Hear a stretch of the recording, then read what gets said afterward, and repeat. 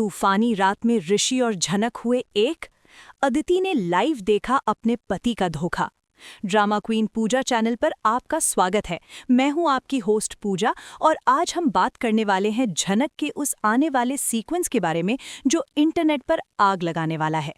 आज की कहानी उस रात की है जब आसमान से बरसती आग और जमीन पर बहते जज्बातों ने रिश्तों की सारी हदें पार कर दी। ये एपिसोड सिर्फ एक तूफानी रात की कहानी नहीं है, बल्कि ये उस प्यार और उस धोखे की दास्तान है जो पिछले 20 सालों से इस परिवार का पीछा कर रहा है। जैसे अनिरुद्ध और नूतन की कहानी अधूरी रह गई थी, वैसे ही आज इतिहास खुद को दोहराने के लिए तैयार खड़ा है। लेकिन इस बार मोहरे अलग हैं, ऋषि, झनक और अदिति। कहानी की शुरुआत होती है एक बेहद ही डरावनी और तूफानी शाम से। मौसम विभाग ने पहले ही रेड अलर्ट जारी कर दिया था, लेकिन एसपी ऋषि को अपनी ड्यूटी के चलते शहर से दूर एक पुराने गांव जाना पड़ा, जहां एक हाई प्रोफाइल केस की जांच चल रही थी। किस्मत का खेल देखिए, उसी केस के सिलसिले में झनक को भी बतौर गवाह वहां जाना पड़ा। ऋषि नहीं चाहता था कि झनक उसके साथ जाए और झनक भी अपनी सौतेली बहन अदिति के पति के साथ अकेले सफर करने में असहज थी। लेकिन हालात ऐसे बने कि दोनों को एक ही सरकारी जीप में निकलना पड़ा। जिस वक्त उन्होंने सफर शुरू किया, आसमान साफ था, लेकिन जैसे जैसे गाड़ी सुनसान पहाड़ी रास्ते पर आगे बढ़ी, मौसम ने अपना भयानक रूप दिखाना शुरू कर दिया। तेज हवाएं, बादलों की गड़गड़ाहट और मूसलाधार बारिश ने दृश्यता को शून्य कर दिया। ऋषि गाड़ी चला रहा था, उसकी उंगलियां स्टीयरिंग व्हील पर कसकर जमी हुई थीं और बगल की सीट पर बैठी झनक खिड़की से बाहर देख रही थी ताकि उसे ऋषि की तरफ न देखना पड़े। उन दोनों के बीच एक भारी खामोशी थी, वो खामोशी जो चीख चीख कर उनके टूटे हुए रिश्ते और दबे हुए प्यार की गवाही दे रही थी। उधर बोस मैंशन में अदिति का हाल बुरा था। वो जानती थी कि ऋषि और झनक एक साथ हैं। उसका शक, उसकी जलन और उसका डर उसे एक पल के लिए भी चैन से बैठने नहीं दे रहा था। वो बार बार ऋषि का नंबर मिला रही थी, लेकिन खराब मौसम की वजह से नेटवर्क नहीं मिल रहा था। अदिति का ये पागलपन अर्शी देख रही थी। अर्शी, जिसने अपनी पूरी जिंदगी अनिरुद्ध पर शक करते हुए बिताई थी, आज अपनी बेटी को उसी रास्ते पर चलते देख रही थी। अदिति हॉल में टहलते हुए खुद से बातें कर रही थी। ऋषि फोन क्यों नहीं उठा रहे? क्या वो झनक के साथ खुश हैं? क्या वो जानबूझकर मेरा फोन काट रहे हैं? अदिति का ये डर बेबुनियाद था, क्योंकि वो जानती है कि ऋषि ने उससे शादी सिर्फ एक समझौते के तहत की थी। उसका दिल आज भी झनक के लिए धड़कता है। वापस जंगल के रास्ते पर बारिश अब इतनी तेज हो चुकी थी कि वाइपर भी काम नहीं कर रहे थे। अचानक पहाड़ के ऊपर से एक भारी भरकम पेड़ टूटकर ठीक उनकी जीप के सामने गिरता है। ऋषि ने तुरंत ब्रेक लगाया। गाड़ी फिसलती हुई पेड़ से महज कुछ इंच की दूरी पर रुकी। झटका इतना जोरदार था कि झनक का सिर डैशबोर्ड से टकराने ही वाला था कि ऋषि ने अपना हाथ बीच में डाल दिया। इस हड़बड़ी में ऋषि की कलाई बुरी तरह मुड़ गई और कांच के टुकड़े से उसका हाथ कट गया। खून बहने लगा, लेकिन ऋषि ने दर्द की परवाह किए बिना झनक से पूछा, तुम ठीक हो? झनक ने जब ऋषि के हाथ से बहता खून देखा तो एक पल के लिए वो भूल गई कि ये शख्स अब उसका पति नहीं बल्कि किसी और का है। उसकी आंखों में वही पुरानी फिक्र लौट आई। रास्ता पूरी तरह ब्लॉक हो चुका था। पीछे लौटना मुमकिन नहीं था, क्योंकि लैंडस्लाइड की वजह से पीछे का रास्ता भी बंद हो चुका था। अब उनके पास सिर्फ एक ही चारा था, गाड़ी छोड़कर पैदल किसी सुरक्षित जगह की तलाश करना। ऋषि ने अपनी पुलिस टॉर्च निकाली और झनक को अपना जैकेट दिया, क्योंकि ठंड बढ़ती जा रही थी। झनक ने मना करने की कोशिश की, लेकिन ऋषि की जिद के आगे उसे झुकना पड़ा। दोनों घने जंगल के बीच कीचड़ और बारिश से जूझते हुए आगे बढ़ने लगे। ऋषि का खून बहना बंद नहीं हो रहा था और बारिश के ठंडे पानी ने उसके जख्म को और गहरा कर दिया था। चलते चलते ऋषि की चाल लड़खड़ाने लगी। उसे ठंड लग रही थी और बुखार तेजी से चढ़ रहा था। झनक ने नोटिस किया कि ऋषि का शरीर तप रहा है। वो सहारा देकर उसे पास ही दिखाई देने वाले एक पुराने वीरान कॉटेज की तरफ ले गई। ये कॉटेज शायद वन विभाग का था, जो अब खंडहर बन चुका था, लेकिन कम से कम वहां छत थी। कॉटेज के अंदर घुसते ही झनक ने भारी लकड़ी का दरवाजा बंद किया। बाहर तूफान का शोर था, लेकिन अंदर एक भयानक सन्नाटा। ऋषि अब पूरी तरह निढाल हो चुका था। वो जमीन पर एक कोने में बैठ गया। उसका शरीर बुखार से बुरी तरह कांप रहा था। झनक ने देखा कि ऋषि का जख्म गहरा है और इन्फेक्शन का खतरा है। उसने तुरंत कमरे में पड़ी कुछ सूखी लकड़ियां इकट्ठी की और बड़ी मुश्किल से आग जलाई। आग की रोशनी में ऋषि का चेहरा पीला पड़ चुका था। वो अर्ध बेहोशी की हालत में था। झनक ने अपना दुपट्टा फाड़कर ऋषि के हाथ पर पट्टी बांधी। इस दौरान ऋषि की नजरें झनक पर टिकी हुई थीं। बुखार के असर में उसके दिमाग और दिल का कंट्रोल खत्म हो रहा था। जो बातें वो होश में कभी नहीं कह सकता था, वो अब उसकी जुबान पर आने को बेताब थीं। उधर शहर में बिजली कड़कने के साथ साथ अदिति के सब्र का बांध भी टूट रहा था। रात के 12 बज चुके थे। अचानक मौसम की एक करवट की वजह से जंगल के उस इलाके में कुछ पलों के लिए मोबाइल टावर का सिग्नल वापस आया। ऋषि का फोन, जो उसकी भीगी हुई पैंट की जेब में था, उसमें वाइब्रेशन हुई। अदिति का 50वां वीडियो कॉल आ रहा था। झनक उस वक्त ऋषि के पास बैठी थी और उसके माथे पर गीली पट्टी रख रही थी। ऋषि बुरी तरह तड़प रहा था। उसने जेब से फोन निकालने की कोशिश की, लेकिन उसके हाथ कांप रही थे। झनक ने मदद करने के लिए फोन निकाला। स्क्रीन पर वाईफाई अदिति फ्लैश कर रहा था। झनक ने सोचा कि अदिति को बता देना चाहिए कि वे सुरक्षित हैं, ताकि वो परेशान ना हो। लेकिन जैसे ही झनक ने एक्सेप्ट बटन दबाने के लिए उंगली बढ़ाई, ऋषि ने अचानक उसका हाथ पकड़ लिया और उसे अपनी तरफ खींच लिया। इस झटके से फोन झनक के हाथ से छूटकर सामने रखी एक पुरानी मेज पर गिर गया। किस्मत का खेल देखिए, फोन का कैमरा सीधा उस कोने की तरफ था जहां ऋषि और झनक मौजूद थे। कॉल कनेक्ट हो गया था। खराब नेटवर्क की वजह से वीडियो धुंधला था, लेकिन आवाज साफ आ रही थी। अदिति ने फोन उठाते ही राहत की सांस ली और चिल्लाई, ऋषि, ऋषि, तुम कहाँ हो? मैं कब से परेशान हूँ। लेकिन उसे जवाब में ऋषि की आवाज नहीं, बल्कि झनक की सिसकियां सुनाई दी। अदिति ने गौर से स्क्रीन पर देखा। अंधेरे और आग की मध्यम रोशनी में उसे 2 साए दिखाई दिए। अब ऋषि पूरी तरह बुखार के डिलीरियम में था। उसे ये भी याद नहीं था कि उसकी शादी अदिति से हो चुकी है। उसके लिए वक्त पीछे चला गया था, उस दौर में जब वो झनक और ऋषि एक हुआ करते थे। ऋषि ने झनक का हाथ अपने गाल पर रखा और भारी आवाज में बड़बड़ाना शुरू कर दिया। अदिति, जो अपने आलीशान बेडरूम में बैठी थी, फोन की स्क्रीन से चिपकी हुई थी। उसकी धड़कनें रुक गई थीं। वो जो देख रही थी और सुन रही थी, वो किसी बुरे सपने से कम नहीं था। ऋषि की आंखें बंद थीं, लेकिन उसके मुंह से जो शब्द निकल रहे थे, वो किसी खंजर की तरह अदिति के दिल पर लग रहे थे। ऋषि कह रहा था, मत जाओ झनक, मुझे छोड़कर मत जाओ, मैं नहीं जी सकता तुम्हारे बिना। झनक उसे चुप कराने की कोशिश कर रही थी। ऋषि सर, शांत हो जाइए, आपको बुखार है, आप होश में नहीं हैं। लेकिन ऋषि ने झनक को और कसकर पकड़ लिया। उसने अपना सिर झनक के कंधे पर रख दिया और वो सच बोल दिया जिसे उसने महीनों से अपने सीने में दफन कर रखा था। ऋषि बोला, मैं अदिति से प्यार नहीं करता झनक, मैंने कभी नहीं किया। वो सिर्फ एक समझौता है, एक मजबूरी है। मेरी हर सांस पर सिर्फ तुम्हारा हक है। मैं आज भी तुम्हारा हूँ, सिर्फ तुम्हारा। ड्रामा क्वीन पूजा आपको बता रही है कि ये वो पल है जहां शो की टीआरपी सारे रिकॉर्ड तोड़ने वाली है। सोचिए उस पत्नी की हालत जिसने अपने पति को पाने के लिए क्या कुछ नहीं किया, और आज एक तूफानी रात में एक वीडियो कॉल के जरिए उसे पता चलता है कि उसका पूरा रिश्ता एक झूठ की बुनियाद पर टिका है। अदिति की आंखों से आंसू बह रहे थे, लेकिन वो आंसू दुख के नहीं, गुस्से और नफरत के थे। उसने स्क्रीन पर देखा, झनक ऋषि को धक्का देकर दूर नहीं कर रही थी, बल्कि वो रो रही थी। झनक की आंखों में भी ऋषि के लिए प्यार उमड़ रहा था, जिसे वो दुनिया के डर से छिपाती आई थी। ऋषि का सिर झनक की गोद में था और वो लगातार दोहरा रहा था, आई लव यू झनक, प्लीज वापस आ जाओ, हम भाग चलते हैं यहाँ से, जहाँ न अर्शी माँ होंगी न अदिति, सिर्फ तुम और मैं। अदिति ने अपने हाथ से फोन को बिस्तर पर पटक दिया, लेकिन कॉल डिस्कनेक्ट नहीं किया। वो देखना चाहती थी, वो सुनना चाहती थी कि ये धोखा कितना गहरा है। कॉटेज के अंदर झनक अब कमजोर पड़ रही थी। ऋषि की हालत और उसका ये बेपनाह प्यार देखकर झनक का संयम टूट गया। उसने धीरे से ऋषि के बालों में हाथ फेरा और बुदबुदाई, मैं भी आपसे बहुत प्यार करती हूँ ऋषि, लेकिन हम एक नहीं हो सकते, हमारी किस्मत में मिलन नहीं लिखा। ये शब्द फोन के माइक्रोफोन ने कैच कर लिए और अदिति के कानों तक पहुंच गए। अब तक अदिति को लग रहा था कि शायद ऋषि ही एक तरफा पागलपन में है, लेकिन झनक की स्वीकारोक्ति ने अदिति के शक पर मुहर लगा दी। अदिति चीख पड़ी, झनक, तूने मेरा घर उजाड़ दिया।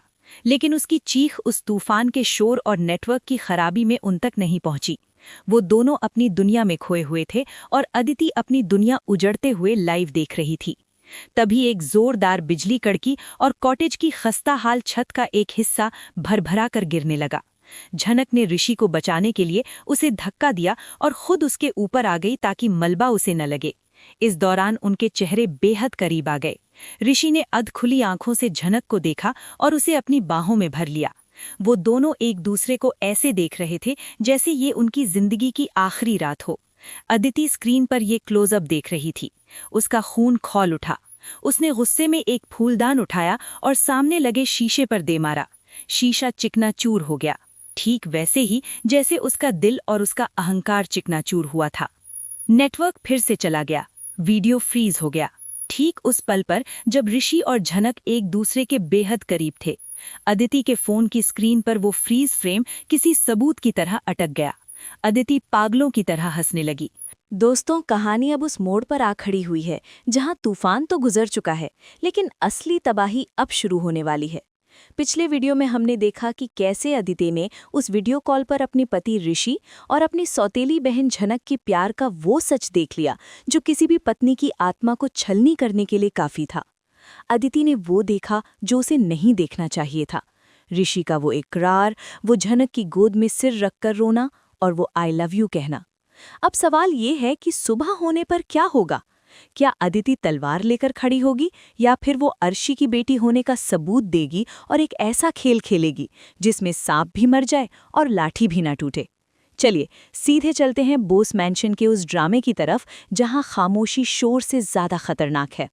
रात बीत चुकी है। जंगल में सुबह की पहली किरण उस टूटे हुए कॉटेज पर पड़ती है। बारिश रुक चुकी है लेकिन हवा में अभी भी ठंडक है। अंदर ऋषि की आंख खुलती है। उसका बुखार उतर चुका है लेकिन सिर भारी है। उसे रात की बातें याद नहीं है। उसे याद नहीं कि उसने बेहोशी में अपना दिल निकालकर झनक के कदमों में रख दिया था। वो देखता है कि झनक कॉटेज के दूसरे कोने में बैठी है, जाग रही है और शायद पूरी रात सोई भी नहीं है। झनक की आंखों में एक अजीब सा डर और शर्मिंदगी है। ऋषि उठने की कोशिश करता है और पूछता है, झनक, रात को कुछ हुआ था क्या? मुझे कुछ धुंधला धुंधला याद आ रहा है। झनक की धड़कन रुक जाती है। वो नहीं चाहती कि ऋषि को उस इकरार के बारे में पता चले और वो गिल्ट में जिए, इसलिए झनक झूठ बोल देती है। नहीं ऋषि सर, आप बुखार में थे, सो रहे थे, कुछ नहीं हुआ।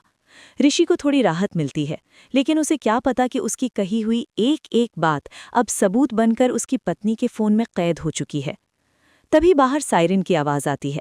पुलिस की रेस्क्यू टीम और वन विभाग के लोग उन्हें ढूंढते हुए वहां पहुंच जाते हैं। ऋषि और झनक को सुरक्षित बाहर निकाला जाता है। दोनों जीप में बैठते हैं और शहर की तरफ रवाना होते हैं। पूरे रास्ते ऋषि चुप है। सोच रहा है कि घर जाकर अदिति को क्या जवाब देगा कि वो रात भर कहाँ था। लेकिन उसे नहीं पता कि घर पर अदिति जवाब मांगने के लिए नहीं बल्कि उसका इंतजाम करने के लिए बैठी है। उधर बोस मैंशन में नज़ारा देखकर अर्शी भी हैरान है। रात को जो अदिति पागलों की तरह रो रही थी, चीजें तोड़ रही थी, अब वही अदिति सुबह सुबह सज धज कर तैयार है। उसने एक भारी लाल साड़ी पहनी है, मांग में गहरा सिंदूर भरा है और चेहरे पर एक ऐसी मुस्कान है जो किसी सीरियल किलर की तरह लग रही है। अर्शी पूछती है, अदिति, तू ठीक तो है? रात को तू बहुत परेशान थी। आईने में अपना चेहरा देखते हुए अदिति जवाब देती है, मैं बिल्कुल ठीक हूँ माँ। रात को मुझे एक बहुत ज़रूरी बात पता चली, इतनी ज़रूरी कि अब मुझे रोना नहीं बल्कि हंसना आ रहा है। आज ऋषि और झनक वापस आ रहे हैं और मैं उनका ऐसा स्वागत करूंगी कि वो दोनों जिंदगी भर याद रखेंगे। अर्शी को समझ नहीं आता कि अदिति के दिमाग में क्या चल रहा है, लेकिन दर्शकों को पता है कि ये तूफान से पहले की शांति है। दोपहर के वक्त ऋषि और झनक बोस मैंशन पहुंचते हैं। उनके कपड़े मिट्टी से सने हैं, चेहरे पर थकान है। जैसे ही वो दरवाजे पर कदम रखते हैं, उन्हें उम्मीद होती है कि घर में हंगामा होगा। ऋषि तैयार था कि अदिति चिल्लाएगी, झगड़ा करेगी, लेकिन जो होता है वो ऋषि और झनक दोनों के होश उड़ा देता है। दरवाज़ा खुलता है और सामने अदिति आरती की थाली लेकर खड़ी है। उसके चेहरे पर एक बड़ी बनावटी मुस्कान है। वो बड़े प्यार से ऋषि की आरती उतारती है और फिर झनक के पास जाकर उसे गले लगा लेती है। झनक का शरीर अकड़ जाता है। वो अदिति के इस व्यवहार को समझ नहीं पाती। अदिति झनक के कान में फुसफुसाती है, बच गई ना तू? मुझे लगा था कि कल रात के तूफान में तू बह जाएगी, या शायद भावनाओं में बह गई थी। ये सुनते ही झनक का खून जम जाता है। वो झटके से अदिति को देखती है। अदिति की आंखों में एक चमक है जो कह रही है, मुझे सब पता है। लेकिन अदिति सबके सामने नाटक करती रहती है। वो जोर से कहती है, अरे माँ, देखो तो बेचारी झनक कितनी थक गई है। ऋषि, आप भी जाइए, फ्रेश हो जाइए। मैंने आप दोनों के सुरक्षित वापस आने की खुशी में आज रात एक छोटी सी फैमिली डिनर पार्टी रखी है। हम सब साथ में सेलिब्रेट करेंगे। ऋषि को ये सब बहुत अजीब लगता है। उसे लगता है कि शायद अदिति रात भर परेशान थी, इसलिए अब राहत महसूस कर रही है। वो अपने कमरे में चला जाता है। शाम होती है। बोस मैंशन को सजाया गया है, लेकिन ये सजावट जश्न की नहीं बल्कि जलालत की तैयारी है। अदिति अपने कमरे में बैठी है। उसके हाथ में उसका फ़ोन है। उसने उस वीडियो कॉल की स्क्रीनशॉट्स ले लिए हैं, खासकर वो तस्वीर जिसमें ऋषि और झनक एक दूसरे की बाहों में हैं। उसने उस वीडियो को पेन ड्राइव में ट्रांसफ़र कर लिया है। अदिति की योजना ये है कि आज रात डिनर के बाद जब सब हॉल में बैठे होंगे, वो प्रोजेक्टर पर शादी की पुरानी यादें दिखाने के बहाने उस वीडियो को चला देगी। वो चाहती है कि अनिरुद्ध, अर्शी और पूरा समाज देखे कि उनका दामाद और उनकी नाजायज़ बेटी जंगल में क्या कर रहे थे। ऋषि अपने कमरे में तैयार हो रहा है। अदिति वहां आती है। वो ऋषि की टाई ठीक करती है और बेहद मीठी आवाज में पूछती है, ऋषि, कल रात जब आप जंगल में फंसे थे तो आपको मेरी याद आई थी? ऋषि की नज़रें झुक जाती हैं। वो झूठ बोलता है, हाँ अदिति, नेटवर्क नहीं था वरना मैं कॉल करता। अदिति हंसती है, एक ठंडी और सूखी हंसी। नेटवर्क तो आ गया था ऋषि, बस शायद आपका दिल कहीं और कनेक्टेड था। खैर, नीचे चलिए, मेहमान आ गए हैं। ऋषि को अब पक्का यकीन हो गया है कि कुछ गड़बड़ है। अदिति का हर शब्द एक पहेली जैसा लग रहा है। नीचे हॉल में अनिरुद्ध, जो अब थोड़ा ठीक है, और अर्शी बैठे हैं।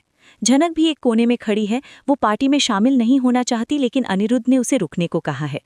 डिनर शुरू होता है। अदिति बार बार ऋषि और झनक को एक साथ लाने की कोशिश करती है। वो जानबूझकर कहती है, झनक, तुम ऋषि के पास बैठो ना। आखिर कल रात तुम दोनों ने मौत के इतने करीब से देखा है, एक बॉन्डिंग तो बन ही गई होगी। झनक का दम घुट रहा है। वो वहां से भाग जाना चाहती है। खाना खत्म होने के बाद अदिति खड़ी होती है और चम्मच से ग्लास बजाकर सबका ध्यान खींचती है। लेडीज एंड जेंटलमैन, आज की शाम बहुत खास है। मेरे पति और मेरी प्यारी बहन मौत के मुंह से वापस आए हैं। इस खुशी में मैं आप सबको कुछ दिखाना चाहती हूँ, एक छोटी सी फिल्म जो मैंने खास तौर पर तैयार की है। अदिति का इशारा नौकर को मिलता है और हॉल की लाइट्स डिम हो जाती हैं। एक बड़ी सफ़ेद स्क्रीन नीचे आती है। ऋषि और झनक एक दूसरे को देखते हैं। उनके दिल की धड़कनें तेज हो गई हैं। अदिति प्रोजेक्टर के पास खड़ी है, हाथ में वो पेन ड्राइव है। अदिति माइक पर बोलती है, अक्सर हम सोचते हैं कि हम अपने पार्टनर को जानते हैं, लेकिन कभी-कभी एक तूफानी रात सारे राज खोल देती है। ऋषि, ये वीडियो तुम्हारे लिए मेरा गिफ्ट है। अर्शी खुश है। उसे लगता है कि अदिति ने शायद कोई रोमांटिक वीडियो बनाया है, लेकिन झनक को अदिति की आंखों में वो शैतान दिख रहा है। स्क्रीन पर काउंटडाउन शुरू होता है, 3, 2, 1। और तभी स्क्रीन पर वीडियो प्ले होता है। लेकिन क्या ये वही वीडियो है जो अदिति ने सोचा था? स्क्रीन पर ऋषि और झनक नहीं, बल्कि कुछ और ही चल रहा है। ये सीसीटीवी फुटेज है अदिति का, जिसमें वो अर्शी से कह रही है, माँ, मुझे वो प्रॉपर्टी चाहिए, भले ही इसके लिए मुझे ऋषि को इमोशनल ब्लैकमेल करना पड़े। ये वीडियो कुछ दिन पुराना है, जो शायद झनक ने रिकॉर्ड किया था या घर के किसी खुफिया कैमरे में कैद हुआ था। अदिति के पैरों तले जमीन खिसक जाती है। उसने तो ऋषि और झनक का वीडियो लगाया था, ये कैसे बदल गया? ड्रामा क्वीन पूजा का ट्विस्ट यहाँ आता है, झनक। जी हाँ दोस्तों, झनक को सुबह ही अदिति के तेवरों से शक हो गया था। जब शाम को अदिति तैयार हो रही थी तो झनक ने मौका पाकर अदिति के लैपटॉप से पेन ड्राइव बदल दी थी। झनक जानती थी कि अदिति के पास कुछ न कुछ सबूत है, इसलिए उसने प्रिकॉशन यानी सावधानी के तौर पर यह कदम उठाया। हॉल में सन्नाटा छा जाता है। वीडियो में अदिति साफ बोल रही है कि उसे ऋषि से प्यार नहीं, सिर्फ उसके स्टेटस और पावर से प्यार है। ऋषि खड़ा हो जाता है, वो स्क्रीन को देखता है और फिर अदिति को। अदिति हकलाने लगती है, नहीं ऋषि, ये फेक है, ये एडिटेड है। मैंने तो वो वीडियो लगाया था जिसमें तुम और झनक। गुस्से में अदिति के मुंह से सच निकल ही जाता है, मैंने वो वीडियो लगाया था जिसमें तुम झनक को आई लव यू बोल रहे थे। पूरा हॉल स्तब्ध रह जाता है। अदिति ने खुद अपने मुंह से कबूल कर लिया कि उसने उनकी जासूसी की थी। ऋषि धीरे धीरे अदिति के पास जाता है। उसकी आंखों में गुस्सा है। वो पूछता है, तो तुम्हें पता था कि मैंने झनक को क्या कहा और फिर भी तुम खामोश रहीं ताकि तुम तमाशा बना सको? अदिति अब डिफेंस मोड में है। हाँ, तमाशा तो तुमने बनाया है मेरा। तुम मेरे पति हो और रात भर अपनी एक्स वाइफ की गोद में। इससे पहले कि अदिति अपनी बात पूरी करती, अनिरुद्ध सिरधांग खड़े हो जाते हैं। बस अदिति, ऋषि ने जो कहा वो उसका सच था, जो शायद बुखार में निकला, लेकिन तुमने जो किया, प्लानिंग, प्लॉटिंग और ये तमाशा, ये दिखाता है कि तुम्हारे अंदर अर्शी का जहर भरा हुआ है। अदिति अब हार मानने वाली नहीं है। वो अपना फोन निकालती है और चिल्लाती है, अच्छा पेन ड्राइव बदल दी, लेकिन मेरे फोन में तो ओरिजिनल वीडियो है, मैं अभी सबको दिखाती हूँ। वो गैलरी खोलती है और प्ले बटन दबाने ही वाली होती है कि ऋषि उसका हाथ पकड़ लेता है। एक झटके में वो फोन छीनकर सबके सामने उसे जमीन पर पटक कर तोड़ देता है। कड़ैक! फोन के टुकड़े टुकड़े हो जाते हैं। ऋषि अदिति की आंखों में देखकर कहता है, मुझे किसी सबूत की जरूरत नहीं है अदिति। हाँ, मैंने झनक से कहा था कि मैं उससे प्यार करता हूँ, और आज सबके सामने पूरे होशो हवास में कहता हूँ कि मैं अदिति से नहीं, झनक से प्यार करता हूँ। ये कन्फेशन हॉल में बम की तरह गिरता है। अर्शी कुर्सी पर गिर पड़ती है। अदिति का चेहरा देखने लायक है। उसका प्लान उस पर ही उल्टा पड़ गया। उसने ऋषि को बदनाम करना चाहा था, लेकिन ऋषि ने सबके सामने अपने प्यार को स्वीकार कर लिया। झनक की आंखों में आंसू आ जाते हैं। क्या अब ऋषि अदिति को छोड़ देगा? क्या समाज इस रिश्ते को स्वीकार करेगा? या अदिति अब कोई ऐसा कदम उठाएगी जो... दोस्तों, पिछले एपिसोड में हमने जो देखा वो भारतीय टेलीविजन के इतिहास में कम ही देखने को मिलता है। एक भरे पूरे परिवार और मेहमानों के बीच एसपी ऋषि ने न सिर्फ अपनी पत्नी अदिति का फोन तोड़ा, बल्कि समाज की उन बेड़ियों को भी तोड़ दिया जो उसे एक झूठ के रिश्ते में बांधे हुए थीं। ऋषि का वो ऐलान, मैं अदिति से नहीं झनक से प्यार करता हूँ, अभी भी बोस मैंशन की दीवारों में गूंज रहा है। हॉल में इतना सन्नाटा है कि सुई गिरने की आवाज भी सुनाई दे सकती है। लेकिन दोस्तों, जैसा कि हम जानते हैं, एक घायल शेरनी और एक अपमानित औरत से ज्यादा खतरनाक दुनिया में कोई नहीं होता। अदिति, जिसका अहंकार आज सबके सामने चकनाचूर हो गया है, वो अब आंसू नहीं बहाएगी। अब वो करेगी जिसकी उम्मीद किसी ने नहीं की थी। कहानी वहीं से आगे बढ़ती है। ऋषि के कन्फेशन के बाद अर्शी, जो अब तक सदमे में थी, अचानक होश में आती है। अपनी बेटी की बेइज्जती उससे बर्दाश्त नहीं होती। अर्शी गुस्से में तमतमाते हुए झनक की तरफ बढ़ती है। उसका हाथ हवा में उठता है एक जोरदार तमाचे के लिए। अर्शी चिल्लाती है, तूने फिर से वही किया जो तेरी माँ नूतन ने किया था, घर तोड़ने वाली औरत। लेकिन इस बार गाल झनक का नहीं और हाथ अर्शी का नहीं, बल्कि कलाई ऋषि की होती है। जी हाँ, ऋषि अपनी सास अर्शी का हाथ बीच हवा में ही रोक लेता है। उसकी आंखों में अब दामाद वाला लिहाज नहीं, बल्कि एक रक्षक का आक्रोश है। ऋषि अर्शी का हाथ झटकते हुए कहता है, बस मिसेस बोस, बहुत हो गया। 20 साल पहले आपने नूतन माँ पर झूठे इल्जाम लगाकर उन्हें बर्बाद किया था, लेकिन आज मैं अपनी झनक के साथ ऐसा नहीं होने दूंगा। झनक ने मेरा घर नहीं तोड़ा, बल्कि आप लोगों ने धोखे से मेरी शादी अदिति से करवाकर मेरा घर बसने ही नहीं दिया। ऋषि का ये रौद्र रूप देखकर अर्शी 2 कदम पीछे हट जाती है। लेकिन असली खतरा अर्शी नहीं, अदिति है।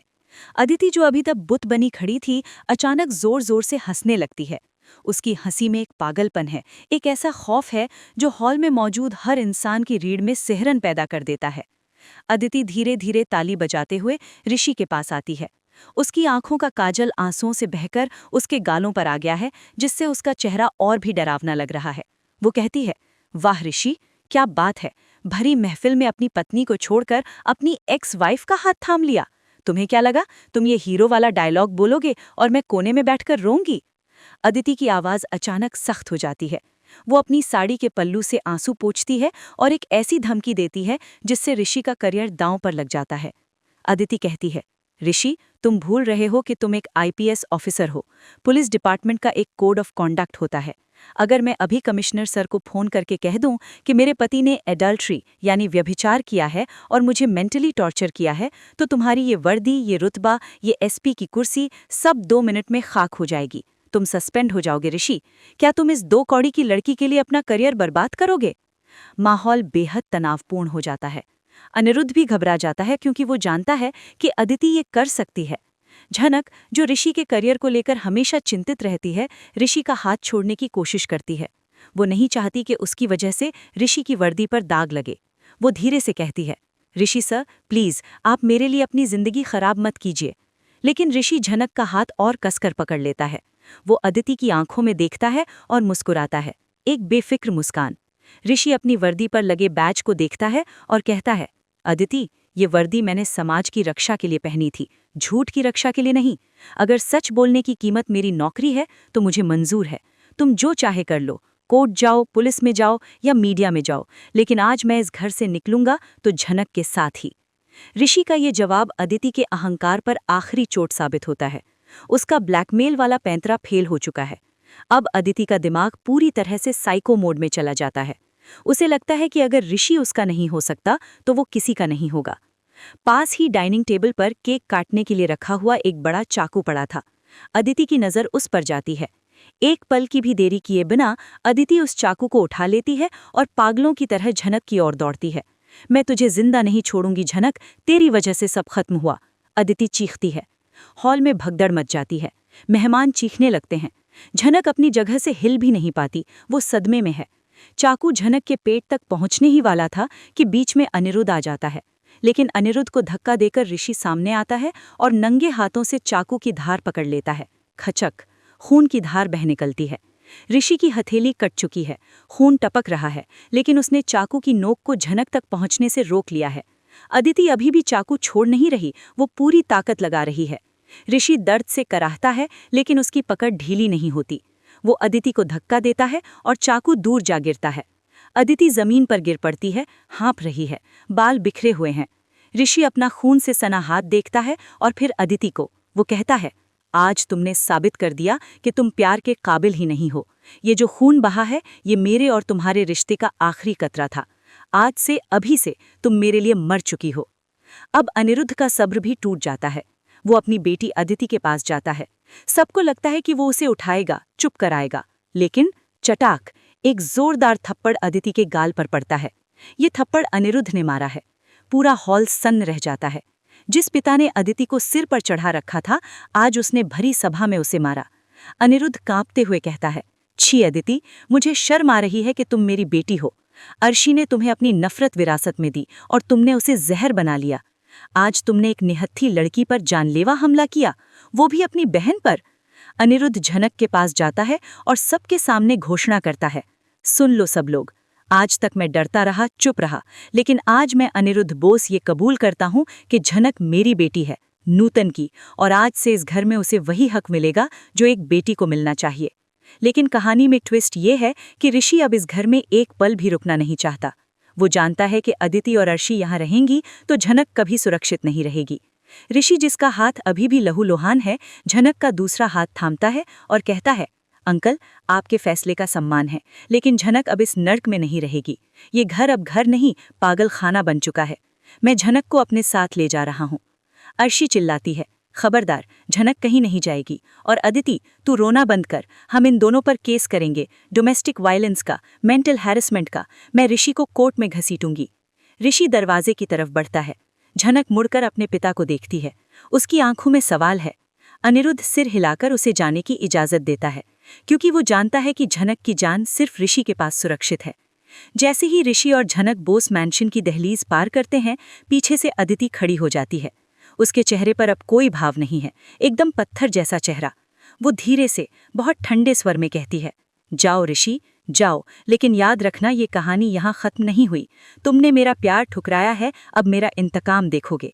मैं तुम दोनों की जिंदगी को ऐसा श्राप बना दूंगी कि तुम मौत की भीख मांगोगे। दोस्तों, एपिसोड का अंत एक बेहद इमोशनल और सस्पेंस भरे सीन पर होता है। बाहर मूसलाधार बारिश हो रही है, जैसे प्रकृति भी रो रही हो। ऋषि अपनी बाइक निकालता है। झनक, जिसने आज तक सिर्फ दुख सहे हैं, ऋषि के पीछे बैठती है। ऋषि का खून बहकर झनक के हाथों पर लग रहा है। झनक अपना दुपट्टा ऋषि के हाथ पर बांधती है। दोनों बारिश में भीगते हुए उस आलीशान महल से दूर अंधेरी सड़क पर निकल पड़ते हैं, एक नई लेकिन कांटों भरी दुनिया की तरफ।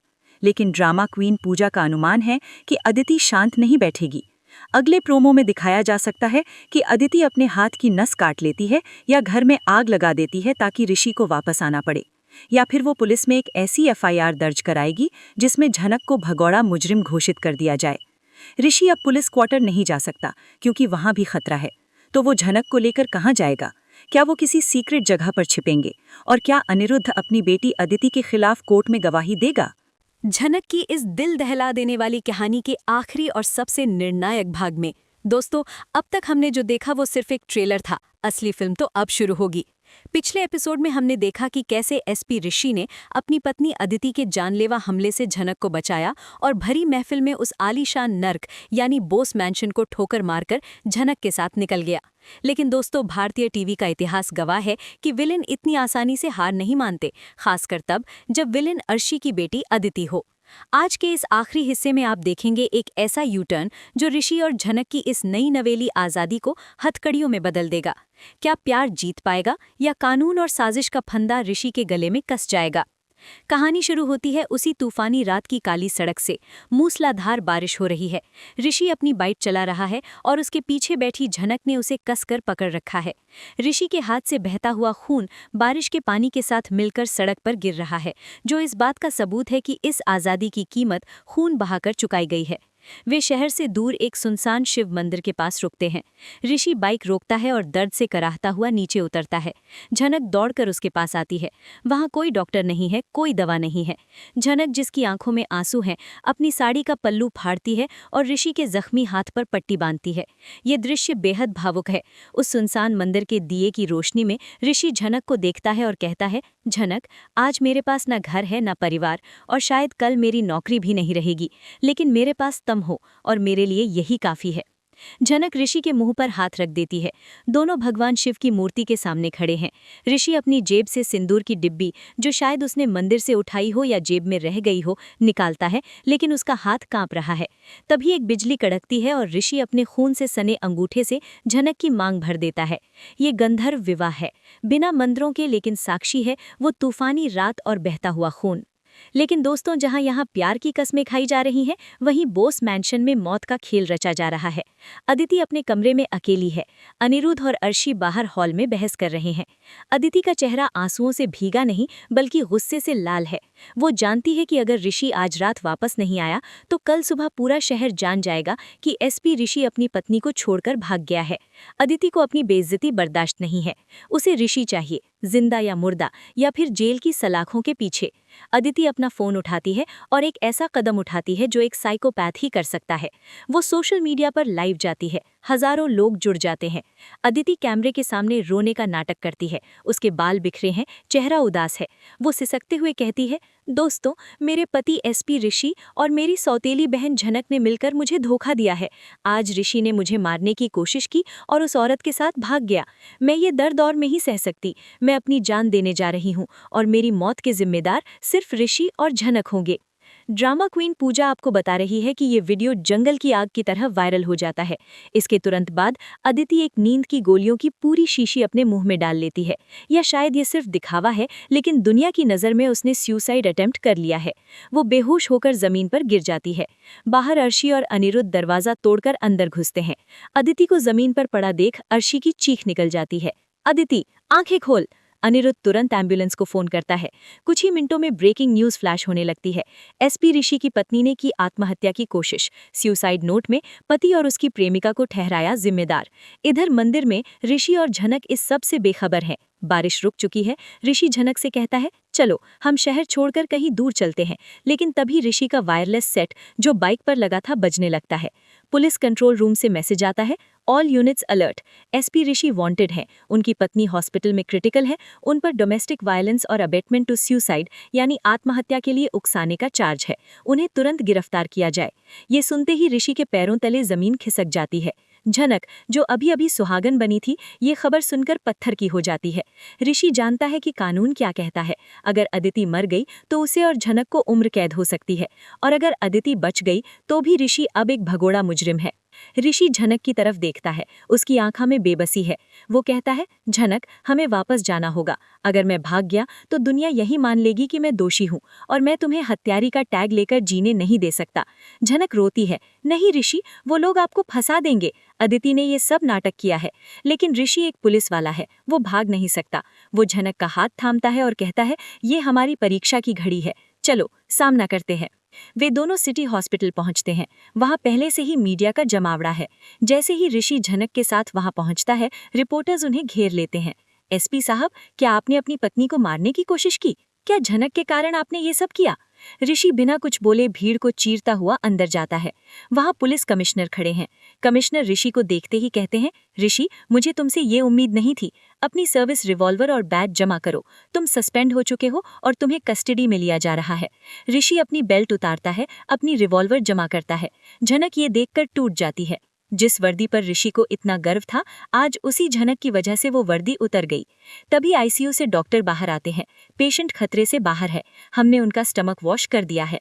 अर्शी जो वहां खड़ी है दौड़कर पुलिस के पास आती है और झनक की तरफ इशारा करती है। यही है वो, इसी ने मेरे दामाद को फंसाया और मेरी बेटी को मरने पर मजबूर किया। गिरफ्तार करो इसे। महिला पुलिस झनक को पकड़ने के लिए आगे बढ़ती है। ऋषि चिल्लाता है, झनक का कोई कसूर नहीं है, लेकिन कानून भावनाओं पर नहीं सबूतों पर चलता है, और सबूत अदिति का वो वायरल वीडियो है। तभी आईसीयू का दरवाजा खुलता है और अदिति को स्ट्रेचर पर बाहर लाया जाता है। वो होश में है, कमजोर दिख रही है, लेकिन जैसे ही उसकी नजर हथकड़ी में बंधे ऋषि और रोती हुई झनक पर पड़ती है, उसके होठों पर एक बहुत ही सूक्ष्म शैतानी मुस्कान आती है जिसे सिर्फ झनक देख पाती है। अदिति इशारे से ऋषि को अपने पास बुलाती है। पुलिस ऋषि को पास जाने देती है। अदिति अपना ऑक्सीजन मास्क हटाती है और सबकी मौजूदगी में बहुत ही धीमे स्वर में ऋषि से कहती है, ताकि सिर्फ ऋषि सुन सके, कहा था ना ऋषि, तुम मेरे नहीं हो सकते तो किसी के नहीं होगे। देखो, आज तुम मेरे पास वापस आ गए। अब तुम चाहकर भी मुझे नहीं छोड़ सकते, क्योंकि अगर मुझे कुछ हुआ तो तुम और तुम्हारी ये महबूबा सीधे फांसी पर लटकोगे। ऋषि को उस पल एहसास होता है कि वो एक बहुत बड़े जाल में फंस चुका है। अब वो अदिति का पति नहीं बल्कि उसका बंधक है। अदिति फिर जोर से मीडिया और पुलिस के सामने नाटक करते हुए कहती है, कमिश्नर सर, प्लीज मेरे पति को छोड़ दीजिए, वो बहकावे में आ गए थे। मैं नहीं चाहती मेरे बच्चे के पिता जेल जाएं। अदिति ने एक और बम फोड़ दिया, बच्चा। जी हाँ, अदिति झूठ बोलती है कि वो प्रेग्नेंट है, भले ही वो ना हो। ये सुनते ही केस और इमोशनल हो जाता है। एक प्रेग्नेंट पत्नी को छोड़कर भागने वाला पति समाज की नजर में सबसे बड़ा विलन बन जाता है। अंत में ऋषि को जमानत मिल जाती है, लेकिन एक शर्त पर, उसे अदिति के साथ ही रहना होगा और वो शहर छोड़कर नहीं जा सकता।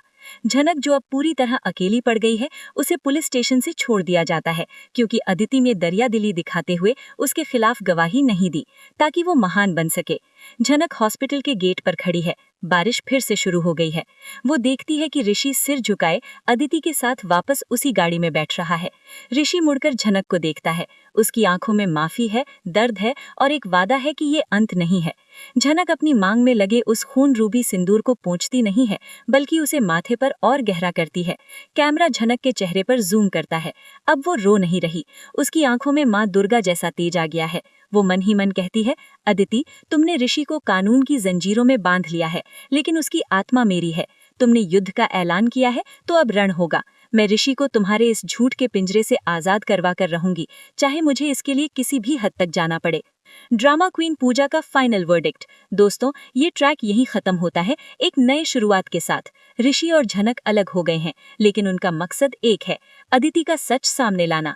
आने वाले एपिसोड्स में आप देखेंगे जासूस झनक का अवतार, जो अदिति की फेक प्रेगनेंसी और फेक सुसाइड का पर्दाफाश करेगी। तो दोस्तों, कैसी लगी आपको मेरी ये स्क्रिप्ट? क्या आप भी मानते हैं कि अदिति ने जीत कर भी हार मान ली है? कमेंट सेक्शन में जस्टिस फॉर ऋषि लिखना ना भूलें।